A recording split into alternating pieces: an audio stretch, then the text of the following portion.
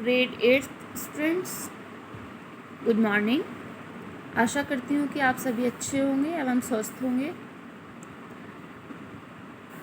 बच्चों, पिछली कक्षा में हम लोगों ने वर्तिका का पाठ 4 जो कि हमारा संज्ञा है, उसके विषय पर मैंने जो वीडियो भेजी थी उसको देखा और उसको समझा होगा, और आशा करती हूँ कि आप सभी ने अपने अपने घरों पर उसका पुनः अनुकरण भी किया होगा। तो बच्चों, आज की कक्षा में हम उसी पाठ 4 संज्ञा के अभ्यास कार्य पर परिचर्चा करेंगे एवं प्रश्न उत्तरों को देखेंगे। तो चलिए, प्रश्न उत्तर शुरू करने से पहले हम लोग इसके अभ्यास कार्य पर परिचर्चा करते हैं। जोड़े मिलाओ। यहाँ पर कुछ शब्द दिए हुए हैं, आपको इनकी भावात्मक प्रक्रिया पूरी करनी है। इसको आप लोग स्वयं करेंगे, मैंने इसमें भी किया हुआ है। अगर आप कहीं भी कठिनाई का अनुभव करेंगे तो आप इसको देख सकते हैं, किंतु आप लोग इसको एक बार स्वयं से प्रयास करने का प्रयास करेंगे। आगे देखिए, प्रश्न 3 संज्ञाओं को छांटकर सही क्रम में लिखो।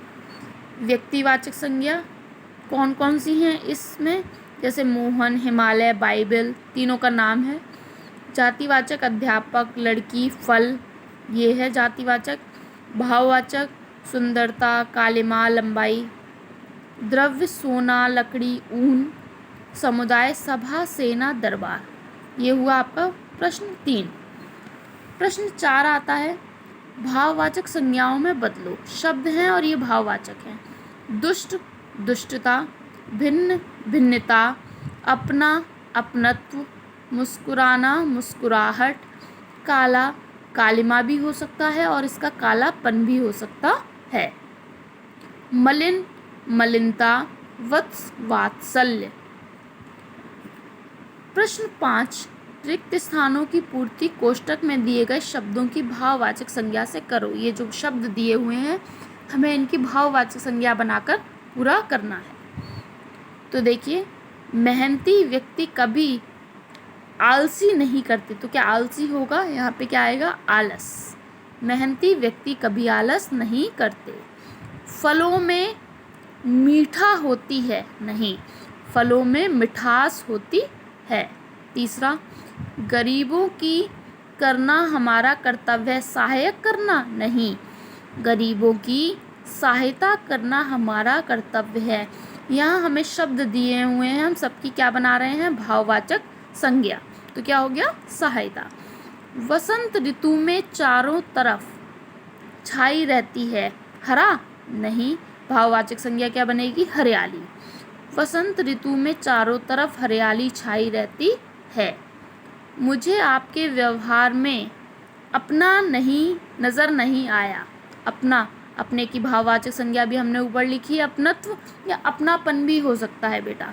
तो मुझे आपके व्यवहार में अपनत्व या फिर अपनापन नज़र नहीं आया। आगे बहुविकल्पीय प्रश्न देखिए।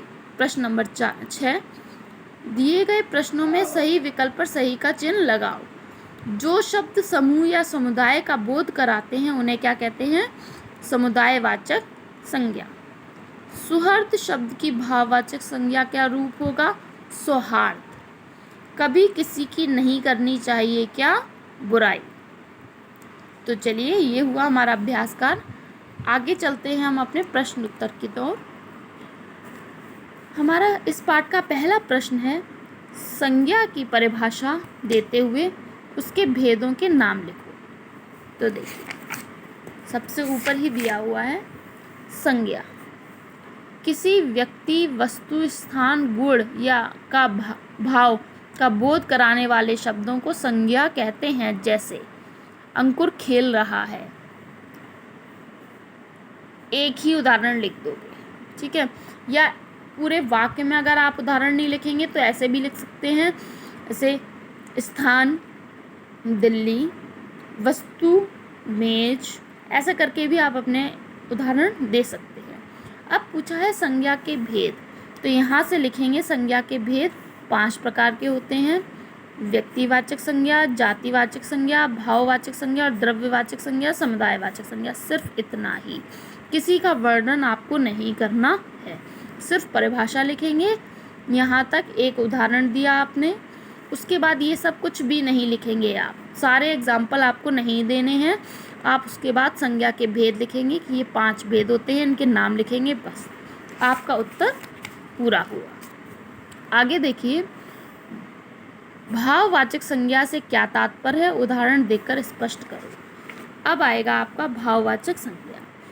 तीसरे नंबर पे दिया हुआ है कि भाववाचक संज्ञा क्या है। जो संज्ञा शब्द किसी व्यक्ति या वस्तु के गुण, दोष, भाव या दशा का बोध कराएं, उन्हें भाववाचक संज्ञा कहते हैं। जैसे बुढ़ापा, मिठास, सुंदरता। ये आप अपनी नम्रता, ये एग्जाम्पल दे दीजिएगा 4, और आपका दूसरा उत्तर यहाँ से शुरू होके इतना ही संपन्न हुआ। तीसरा है आपका, पहला हमारा पूर्ण हुआ, दूसरा हमारा संपन्न हुआ, तीसरा भाववाचक संज्ञाओं की रचना कितने प्रकार के शब्दों से हो सकती है।